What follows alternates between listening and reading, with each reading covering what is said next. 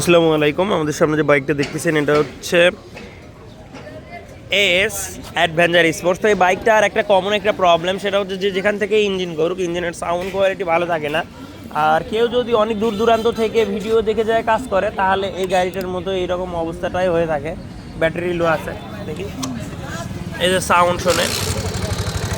তো আমরা খুলে দেখব। তো বিষয় হচ্ছে আমরা যারা বড় টেকনিশিয়ান আছি, যারা ছোটো টেকনিশিয়ান বা যারা শিখতেছি, তো ভুল সবারই হয়।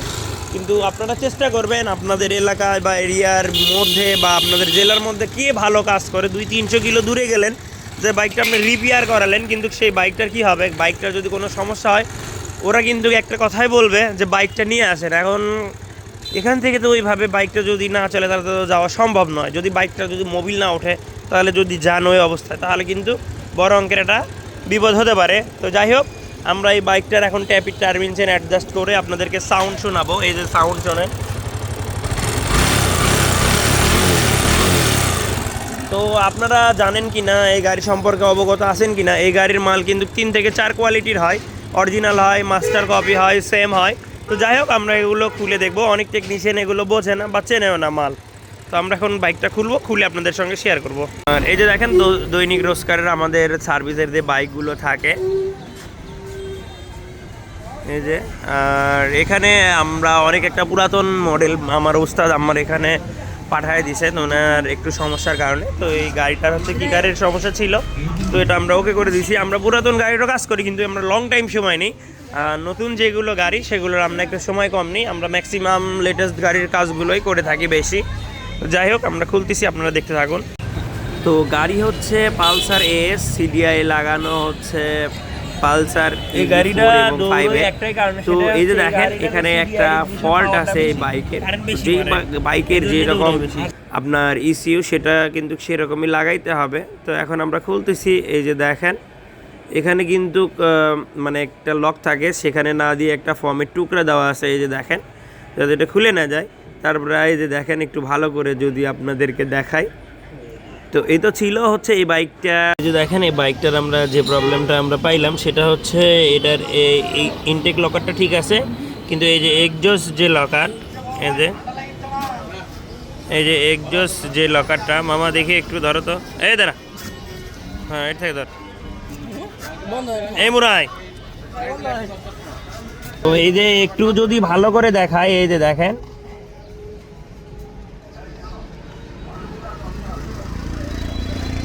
এই যে, মানে এই লকারটা এইদিকে, মানে এই লকারটা কিন্তু এইদিকে বসতেছিল। তো যাই হোক, এখন আমরা এটা অ্যাডজাস্ট করে দিব।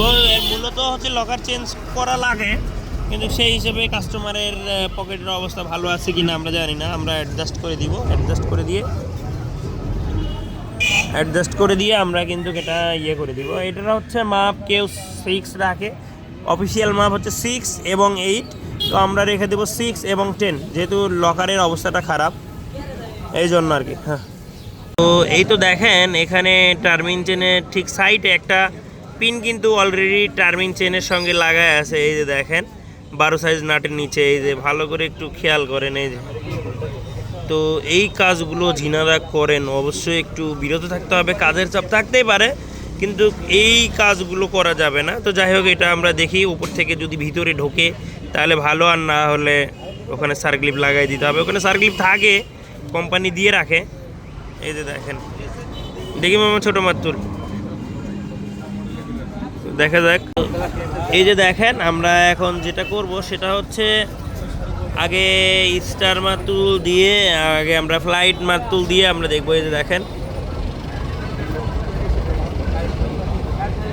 এখানে কিন্তু একটা লক থাকে। তো এই যে ছিল অবস্থাটা, তো এটা আমরা লক দিয়ে এটা ঠিক করে দিব।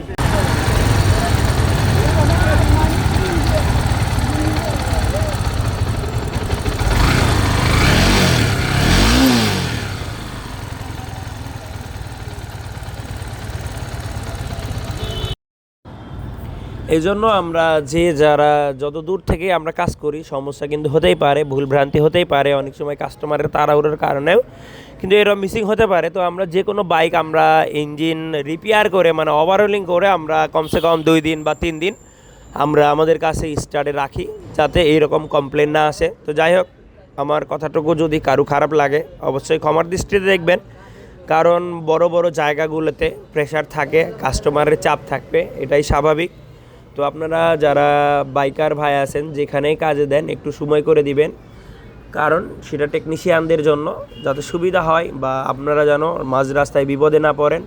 বা দেখা যাচ্ছে আমরা টেকনিশিয়ান, আমাদের ভুল হতেই পারে, কারণ দিনে আমরা অনেকগুলো গাড়ির কাজ করি। আর এই জন্য আপনাদের কাছ থেকে আমরা সময়টা একটু বেশি চেয়ে নিই। যদি 5 মিনিট লাগে আমরা বলি যে ভাই 10 মিনিট বা 15 মিনিট আমাদেরকে সময় দেন। তো যাই হোক, কথা না বাড়াই, তো ভালো লাগলে অবশ্যই ভিডিওটা শেয়ার করবেন এবং আপনাদের বন্ধু মহলে পৌঁছে দেওয়ার চেষ্টা করবেন। এতক্ষণ অবধি আমাদের ভিডিও দেখার জন্য আপনাদেরকে সবাইকে আন্তরিক শুভেচ্ছা ও অভিনন্দন জানাই। আল্লাহ হাফেজ।